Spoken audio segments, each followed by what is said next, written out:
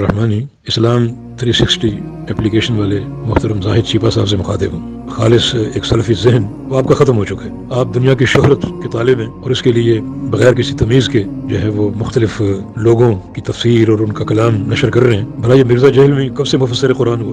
تو یہ داخل کرنے کا مقصد کیا آپ کا؟ تو فوراً ہمارا وہ تذکیہ ہٹا دیں اور آپ آزاد ہیں، جو چاہے کرتے پھر۔ اللہ تعالیٰ ہدایت دے۔ السلام علیکم ورحمۃ اللہ۔ ہونا تو چاہیے جب آپ گمراہ لوگوں کی، وہ بندہ جو تمہارے پیچھے نمازیں پڑھتا ہے، تمہیں چندے دیتا ہے، سارے فرقوں کو، بریلوی، دیوبندی، اہل حدیث، شیعہ، تم ایک دوسرے کو کافر سمجھتے ہو، ایک دوسرے کے پیچھے نماز پڑھنے کے قائل نہیں ہو، آپس میں تم نے ایک کیا ہوا ہے۔ تو یعنی عوام کو تو یہی میسج آ رہا ہے کہ سارے گمراہ ایک جگہ جمع ہوئے ہیں، اپنی اپنی دکانیں چلا رہے ہیں۔ ہونا تو چاہیے تھا باقی لوگوں کے بھی نام لیتا، نام صرف میرا لیا، اس لیے کہ اسے پتا تھا کہ اس نے کون سے نان اسٹیٹ ایکٹر بھرتی کیے ہوئے ہیں کہ یہ میرے اوپر چڑھائی کریں گے۔ اگر وہ لیتا نا نام بریلویوں کے کسی بڑے کا، تو ٹی ایل پی والے پہنچ جاتے ہیں اس کی طبیعت صاف کرنے کے لیے۔ یہ جو دو گنڈے ہیں نا بھائی لاہور والے، ان کی جرت نہیں ہے۔ ٹی ایل پی والوں کے سربراہ نے انہیں کہا سورند سور، ان کی جرت نہیں ہوئی کہ بول سکے، اور کہا کہ جس طرح بدترین مخلوق سور ہے نا، اس حوالے سے کہ وہ حرام، ویسے تو اللہ کی مخلوق ہے، اس کا بھی ایک مقصد ہے پیدائش کا، لیکن کھانے کے اعتبار سے بات ہو رہی ہے۔ اس طرح انسانوں میں بدترین سور جو ہیں وہ یہ وہابی ہیں۔ کہنا نہ بڑے اخلاص مندو تو بڑے بڑے لوگ ہم گدامن خیر پائی دے چلو چلیے اور ابھی کے گانے تک کڑا دے یہ تصویر چلو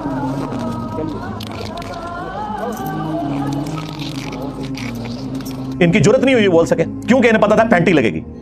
ٹوٹلی ان کا دین مذہب جو ہے نا وہ پیسہ اور دنیاوی سٹیٹس ہے، بس اس سے زیادہ کچھ نہیں ہے، کوئی ان کی کوئی حالت نہیں ہے۔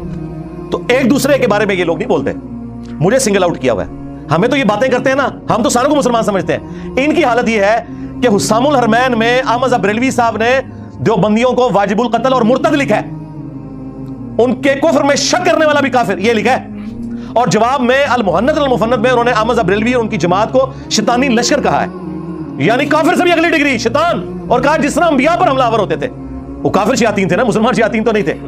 اور پھر احمد بریلوی نے تو ان کی طبیعت صاف کیا کام شریعت کے اندر، ہائے ہائے ہائے، انہوں نے لکھا ہے کہ دیوبندی ہو، اہل حدیث ہو، وہابی ہو، اور قادیانی بھی بیچ میں شامل کر دیے کافر۔ یہ 1,00,000 دفعہ بھی اللہ کا نام لے کے ذبیحہ کریں، ذبیحہ مردار ہی رہے گا، البتہ یہود و نصارہ کا ذبیحہ حلال ہے۔ ہائے ہائے ہائے ہائے، یہ ان کی آپس کی حالت ہے۔ باتیں ہمیں کرتے ہیں، کہتے ہیں جی انجینئر صاحب کی تفسیر نکال دیں آپ اور ان کی تفسیر ڈالیں جو ہمیں کافر کہتے ہیں۔